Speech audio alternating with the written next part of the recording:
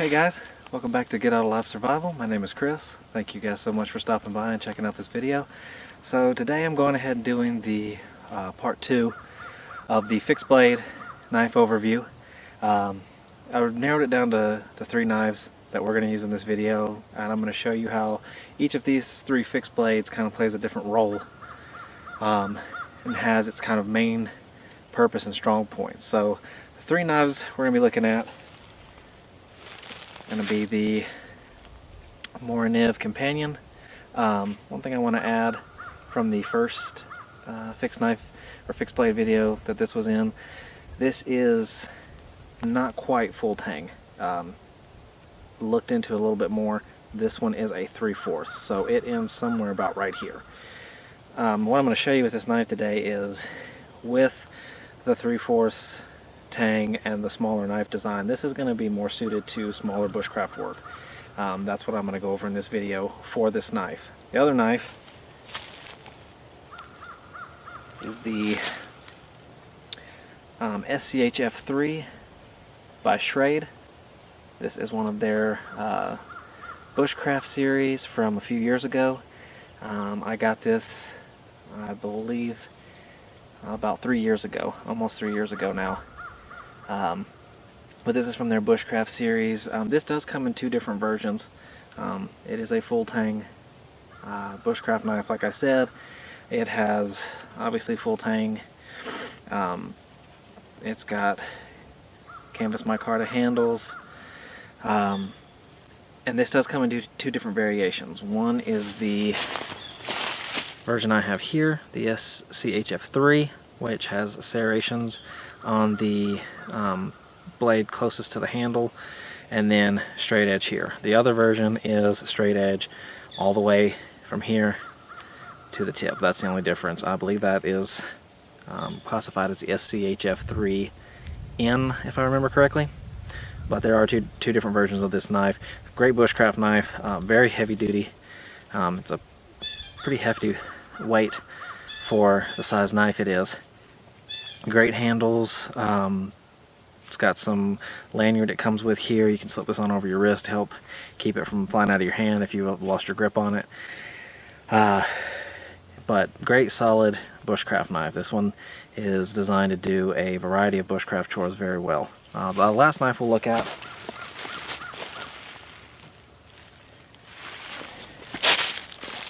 is the KaBar Becker BK9. This is very heavy duty, large knife, good for chopping. The larger blade and the longer blade here on it really lends itself to a good chopping knife, as well as being able to baton. If you look at a lot of different YouTubers, they cover this knife in survival and bushcraft videos. This is a very tried and true, very tested knife. KaBar is known for its excellent quality, and the BK9 is a standard among many knife owners for what a good quality knife in this price range. This knife runs $100 or a little under, depending on where you buy it. Amazon, eBay, you can usually find it for about $100 or maybe slightly under. So we're going to look at these 3 knives today. I'm just going to go over some of the kind of chores that they're best suited for, and we'll start with the Mora companion.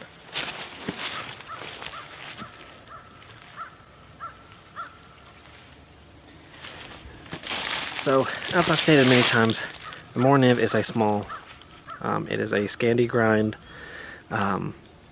stainless steel blade, very suited to fine detail work. If you'll look here on this, you can see how easily the Mora gets up under bark, and you can just shave very easily with this knife. You can feather stick. You can do small kindling if you're trying to get a fire started. You want to take off some of this fine bark here on it and be able to process it up. This knife is very suited it slices right through these small shavings, and you can run down the stick. You can, like I said, you can do feather sticking, you can do all kinds of processing. This is not a chopper. You're not going to probably want to baton this. This is not made for that. This is a much more fine detail, smaller bushcraft work. The name fits it perfectly as a companion. I am a big believer in kind of a 2-knife system. If you're gonna do a survival pack or a gear loadout for camping or bushcrafting or that kind of stuff, really recommend a small fine detail knife like this. That's going to do those chores really well and fit your camp and survival needs.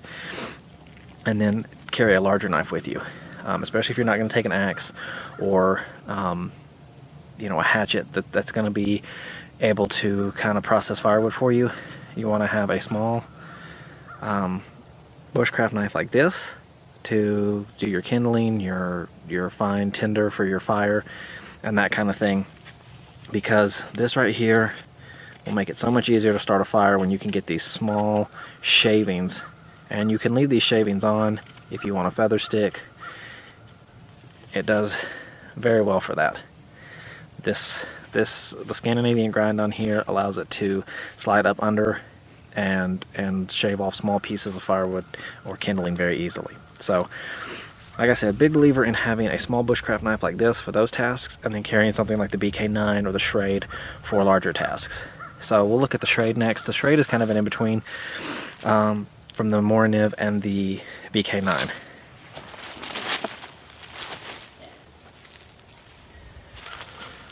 Like I stated earlier, the Schrade does have serrations on it. So if you're in a bushcraft or camping or survival situation, serrations are good for, especially if you're cutting cordage or rope. It's good for getting through that kind of thing. And then it's got the straight edge on it, and you can, you've got a choil right here for putting your finger up closer to the blade, and then you can put your finger or your thumb here on the back of the blade. So then you can do a little bit of fine detail. You can feather stick with this as well. It will allow you to do some feather sticking, but then it's got the heftier blade to it, so that you could use this for chopping. So in just a second, when I get to the BK9, I'm going to take this over there with it and show you that you can use this for chopping and some batoning as well. Now, I don't know if you can see, yeah, there you go. The back of the blade is flat till you get to about right here, and then it is it does have a ridge here on the blade, the top of the blade. Now that is not sharpened. It is black coated in the same protective coating that the rest of the blade has. You could, with a file or something like that, shave a little bit of that off if you wanted to use the back of this for a fire steel. Just make sure if you do that you treat that part of the blade with some mineral oil or something to protect it, because then you will be exposing more of the carbon steel. So let me bring you over here closer where I can show you some more of the heavier duty tasks this knife can do.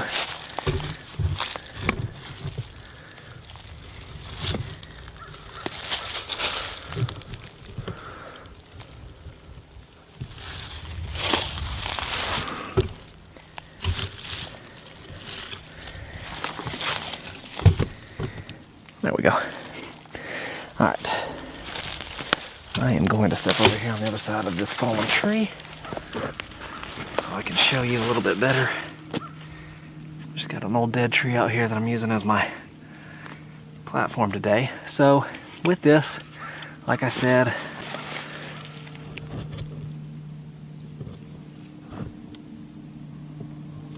there we go. Like I said, you can do some shaving. This knife does have a good blade on it that will allow you to feather stick and that kind of thing, but with this you can get in and process bigger pieces. larger kindling, stuff that's going to make it easier. So that's one reason I say this is kind of an in-between between the Mora and the Becker. This does have where you can get up here with this finger choil. You've got some jimping here on the back. Jimping is just this textured surface in the metal. It gives you kind of a traction for your thumb, and that way you can get in and control the blade much easier. So that way you can do feather sticking. So if you were gonna have to pick one of these three as just your kind of do everything knife, this is the one I'd recommend.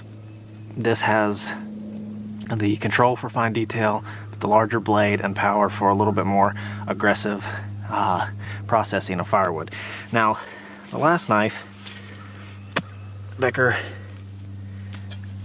BK9, again, solid, just amazing strength and durability of this blade. It's carbon steel, Crovan is what KaBar calls it. It's got these hard, smooth handle scales here. It does have a curve on the back of it so that your hand, when you're holding on to it, kind of locks your hands in there. There is nowhere up here to put your finger closer to the blade. The blade starts pretty much almost immediately after the handle ends.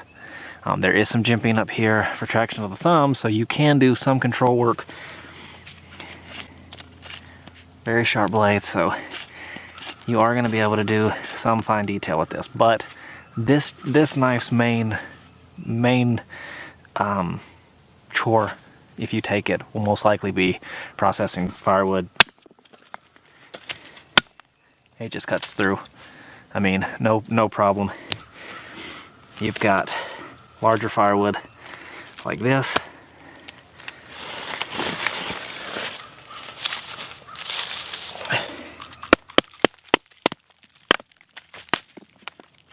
You can baton. Sorry, this wood's a little wet and rotten, so it's not real good for batoning, holding on to that. But as you can see, you can baton right through, no problem. No damage to the blade. Excellent protective coating. Blade still, no nicks, no wear spots in it from doing that. It is a very robust blade.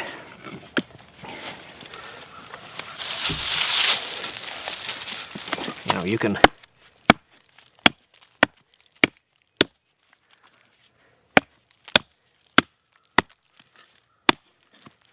if you don't have an axe with you, this knife will let you process large pieces of wood. So, hope you guys enjoyed that. That is just a brief rundown.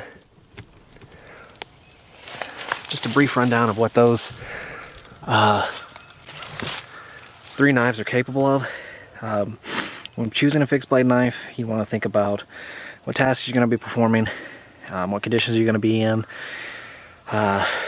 and if you have any other tools with you, if you're going to be taking any other tools with you that they may have to fill in for the job of.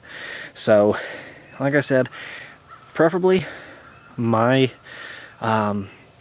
approach is to do two knives, one for small bushcraft and then one larger like the BK9 for larger tasks. If you're going to have an axe or something with you, you may not be too interested in a chopper. You may use that to process your larger pieces of firewood. You may only need the smaller knife for kindling, but you never know what you're going to run into. So it's better to be over prepared than under. So I hope you guys enjoyed the video. I'm trying to get more content shot this week. I wanted to go ahead and get the part 2 of the fixed blade overview. That's one of the earliest videos I posted up, so I wanted to go ahead and get the second half of that up and just kind of show off these three knives to you.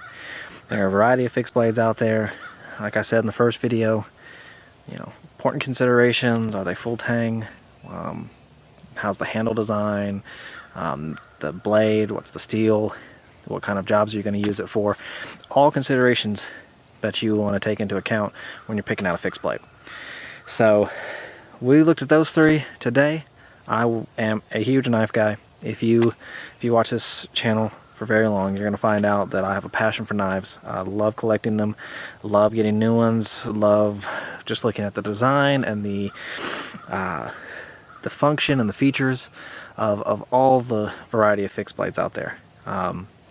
So these are just 3 that I've looked at in this video. Believe me, we'll have more fixed blade knives, more knife videos for sure in the future. We're going to have some archery videos coming up and fire starting, and I'm planning on doing another camping video very soon, so I hope you guys stay tuned for all that.